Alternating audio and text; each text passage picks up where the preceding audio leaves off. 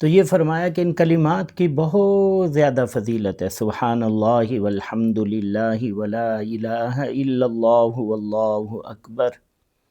ان کلمات کا ورد کرنا چاہیے، تسبیح کرتے رہنا چاہیے، بلکہ اللہ پاک نے فرمایا وَإِن مِّن شَيْءٍ إِلَّا يُسَبِّحُ بِحَمْدِهِ کہ کائنات کی ہر چیز اللہ کی تسبیح بیان کرتی ہے، کوئی چیز ایسی نہیں ہے کہ جو اللہ کی تسبیح نہ کرتی ہو۔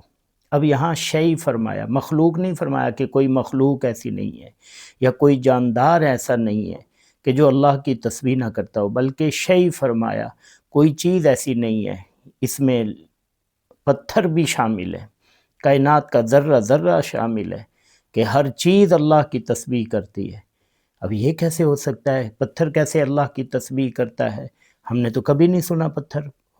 فرمایا وَلَٰكِن لَّا تَفْقَهُونَ تَسْبِيحَهُمْ لیکن تم سمجھ نہیں رکھتے کہ ان کی تسبیح کو سمجھ سکو۔ ہر چیز تسبیح کر رہی ہے۔ اللہ کرے کہ مسلمان تسبیح کرنے والا بن جائے، ہم تسبیح کرنے والے بن جائیں، ہر وقت تسبیح ہو زبان پر، ذکر و اذکار ہو زبان پر۔ اللہ رب العزت اپنا ذکر، اپنی یاد کی توفیق عطا فرمائے۔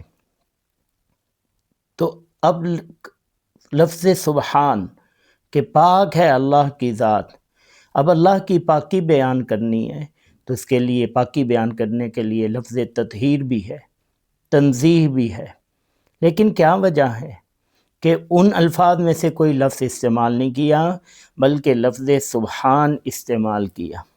ایک تو آپ اس پر غور کریں، اور دوسرا یہ دیکھیں کہ ہم بھی بیان کرتے ہیں اپنی پاکی بیان کرنا کہ وجود پاک ہے، جسم پاک ہے یا کپڑے پاک ہیں، تو اس کے لیے ہم لفظ سبحان استعمال نہیں کرتے۔ اب دو چیزیں ہو گئی، ایک یہ کہ اللہ کے لیے کوئی اور لفظ استعمال کیوں نہیں ہوا، اور ہم لفظ سبحان استعمال کیوں نہیں کرتے۔ اس کا مطلب یہ ہے کہ یہ لفظ کوئی خاص قسم کی پاکی کو بیان کرتا ہے، کہ اس لیے اللہ کے لیے تو یہ لفظ استعمال ہوتا ہے، کوئی اور لفظ استعمال نہیں ہوتا، اور ہمارے لیے یہ لفظ استعمال نہیں۔ جب ہم نے کپڑے کی پاکی بیان کرنی ہو تو یہ لفظ استعمال نہیں کرتے، وجود کی پاکی بیان کرنی ہو تو یہ لفظ استعمال نہیں کرتے۔ اب اس کے لیے آپ دیکھیں، ہم جب اپنے وجود کی پاکی بیان کرتے ہیں تو جتنا ہی پاک اور صاف وجود کیوں نہ ہو، آپ اس میں ذرا سا چھید کریں، اندر سے خون نکلے گا، پیپ نکلے گی۔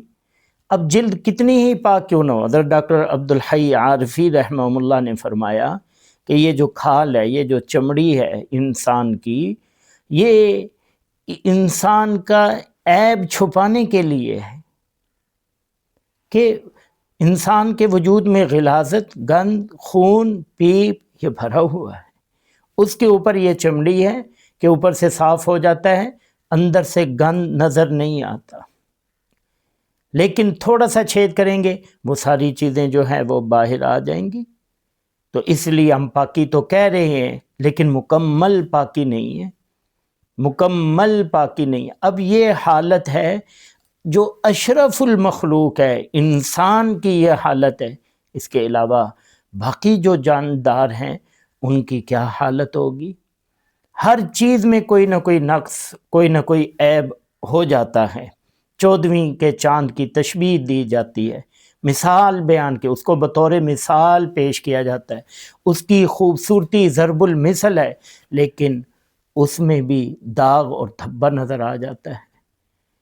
تو اللہ کے علاوہ کوئی ہستی، کوئی ذات، کوئی چیز ایسی نہیں ہے کہ جو ہر قسم کے نقص اور ہر قسم کے عیب سے خالی ہو۔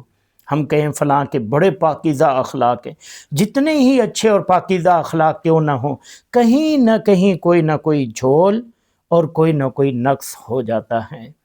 صرف ایک ذات ہے، واحد ذات ہے، وہ حق تعالی کی ذات ہے کہ جس میں کہیں بھی کوئی کمی، کوئی جھول، کوئی نقص، کوئی عیب جو ہے وہ نظر نہیں آتا۔ اس لیے فرمایا سبحان اللہ کہ اللہ پاک ہے، یہ لفظ صرف اللہ کے لیے استعمال ہوتا ہے، اللہ کے علاوہ کسی اور کے لیے استعمال نہیں ہوتا۔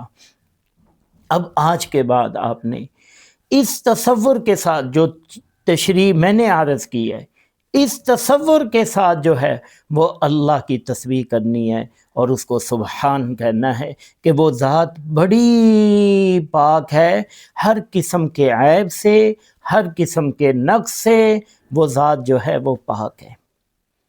اب اس میں ایک اور چیز اور غور کریں، جب ہم یہ کہہ رہے ہیں کہ وہ ذات ہر قسم کے عیب سے پاک ہے، اس میں کوئی نقص ہے ہی نہیں، کوئی جھول ہے ہی نہیں، تو اس کا مطلب کیا ہوا کہ اس کے فیصلے بھی صحیح ہیں، اس کا ہر فیصلہ، اس کا ہر حکم وہ نقص سے، عیب سے پاک ہے۔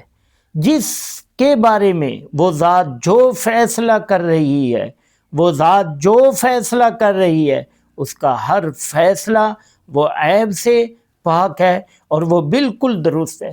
کسی کے بارے میں صحت کا فیصلہ، کسی کے بارے میں بیماری کا فیصلہ، کسی کے بارے میں عزت کا فیصلہ، کسی کے بارے میں دولت کا فیصلہ، اور کسی لیے اقتدار کا فیصلہ، اور کسی کے لیے پریشانیوں کا فیصلہ، جو فیصلہ وہ صادر فرما رہی ہے، وہ ذات اس کا ہر فیصلہ ہر قسم کے عیب سے اور ہر قسم کے نقص سے پاک ہے۔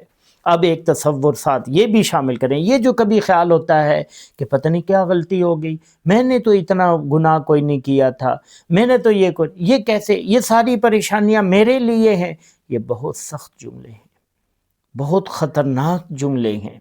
کبھی بھی یہ نہ سوچیں، کوئی بھی پریشانی آئے، اللہ نے میرے بارے میں جو فیصلہ کیا ہے وہ صحیح ہے، میں نہیں سمجھ سکتا کیونکہ میری عقل ناقص ہے، میری عقل ناقص ہے، میرا علم ناقص ہے، مجھے مستقبل کا پتہ نہیں، مجھے آگے کا نہیں پتہ کہ آگے کیا ہونے والا ہے، اس لیے میں یہ سمجھتا ہوں کہ یہ فیصلہ جو ہے وہ عجیب ہے۔